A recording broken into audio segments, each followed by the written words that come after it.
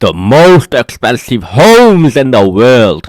And every other luxury known to man. So, it's no surprise the ridiculous price tag slapped on these properties by realtors and assessors. In fact, the cheapest property on our list starts at $335 million. Leopolda, number 5. This architectural white elephant has multiple swimming pools, gardens. $335 million for this. You paid 335k for what? What are you paying 335 million? What are you paying for, bro? This does not look like $335 million, bro. You are getting robbed. What is this? Built into the hillside and a breathtaking view of the 335 million. Its series of bubble-like houses. This is where the name comes from. Bubble Palace or Palais Bulle. Nah. The property has a room where you can host This is a scam. special guests while taking in the This is genuinely a scam. scam. Nothing but a scam. 500-seater amphitheater gives the ultimate experience for open-air Why? large-scale events. And it has in fact hosted some of the most prestigious events, like Christian Dior fashion shows, Cannes Film Festival parties, and private gatherings. It's not a house then, The is it? interior of the house seems like It ain't a house then, is it really? It's just like an investment. Yep. It's not like a family home. You know what I mean? Joe Rogan would love, as the convoluted nature of the rooms feels like a psychedelic experience. How is this fucking possible shit, bro. that you could go to a place like this, or you could That's see shit. something that's way more vivid and way more powerful than regular It's light? shit. And speaking of psychedelic experiences, house parties in this estate do look like a trip. Number 4, Villa Les Cèdres. Okay. $410 million. I'd rather buy this, mate. 35-acre property. That is a house now.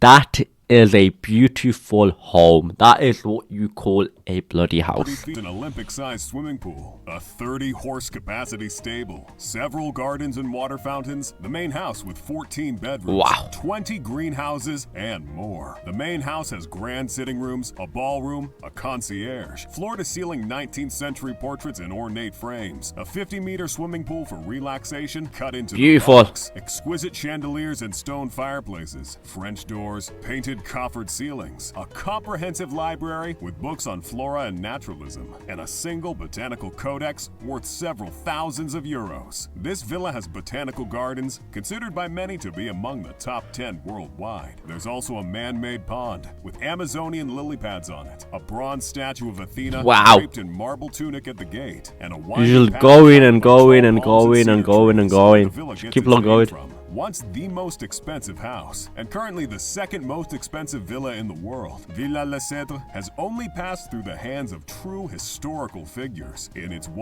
187-year history. Its current owner is the Italian distiller, Davide Campari Milano, worth over $17 billion at the time of this video. Campari obtained the villa from the previous owner, the Marnier Lapostole family, who in turn bought the property after its most popular owner, King Leopold II of Belgium. This villa was a holiday retreat for the Belgian king with his then mistress, Blanche Delacroix, and he purchased the property with the over 500 million euros that he made exploiting resources in the then Congo Free State of Africa, his personal property. Aside from luxury features, the villa gets its appeal from the ideal location in the French Riviera. Oh my amongst God. villas belonging to other wealthy billionaires like Paul Allen and Andrew Lloyd Webber, as well as views of the Mediterranean Sea.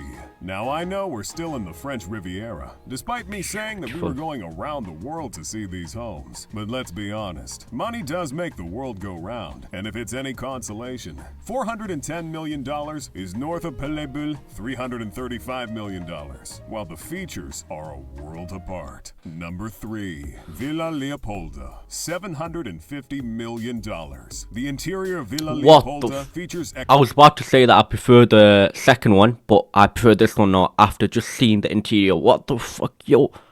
Yeah, this is worth $750 million. extravagant luxury with marble finishings and exposed wooden beams. You'll find a movie theater, 14 exquisite black marble baths, and 10 grand bedrooms opulent chandeliers, bowling alleys, luxurious dining rooms and kitchens, a library, and several sophisticated artworks and sculptures. The house itself is a work of art that invokes the French Belle Epoque style, and why not, since it was designed over centuries by several different architects and interior designers like Ogden Codman, Mika Ertegun, and Renzo. It does seem a bit old for me, the interior, but I like it. I like it. I don't mind it. The I don't mind entire it. compound is a sprawling 50-acre estate and features wealthy additions like a grand swimming pool, a helipad, several relaxation Where's the halls, helipad? freshly trimmed Show me the gardens, helipad. over 1,000 trees that give the estate covering and calming. Show me the views. helipad then. This is the most expensive villa Okay. on Earth and the most expensive private residence in Europe. It's located on the Villa Franche-sur-Mer Heights between Nice and Monaco in the French Riviera.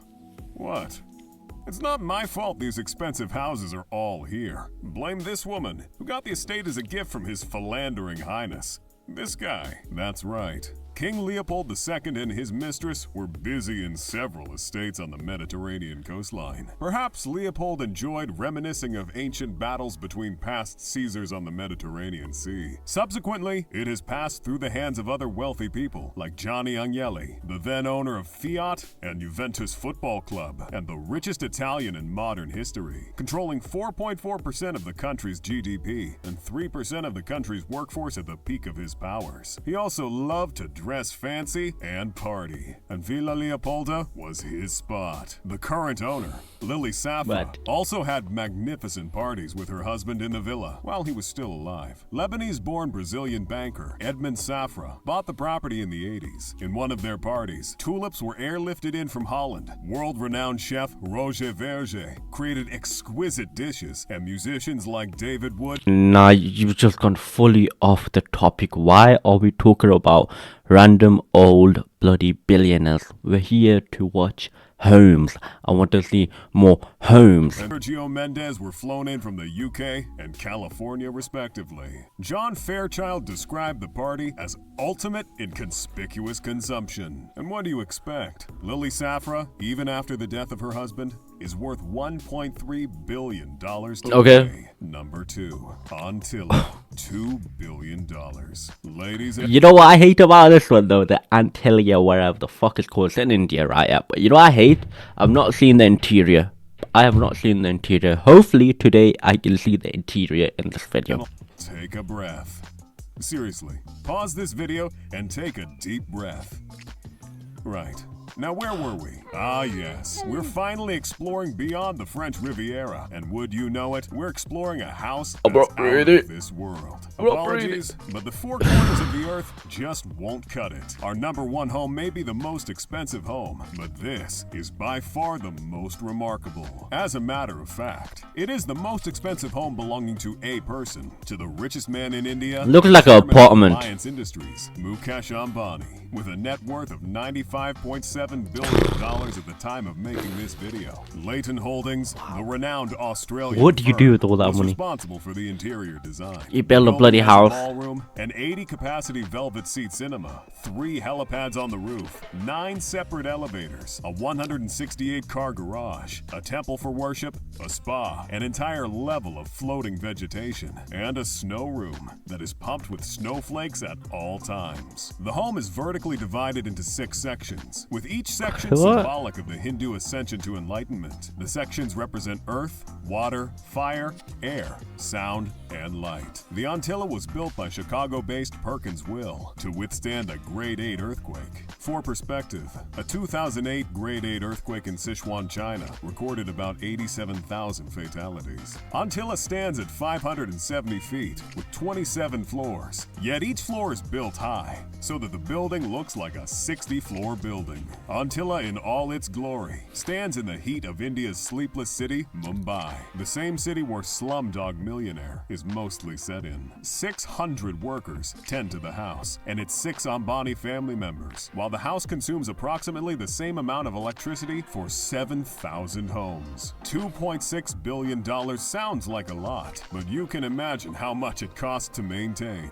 When an Ambani tells you there's no place like home, believe it. Number 1, Buckingham Palace. No way. $5 billion.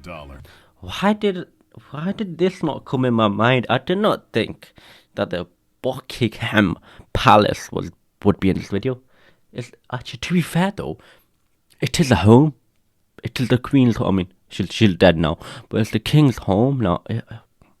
I don't know. The eternal presence of the Queen just proves that we're in the Matrix and nothing is real. But trust me guys, that price tag is real. Buckingham Palace is the most expensive property on the surface of God's green earth and is an iconic monument of neoclassical architecture. The palace has 775 rooms, including 52 principal bedrooms, 78 baths, 19 state bedrooms, 92 offices, and almost 200 staff bedrooms.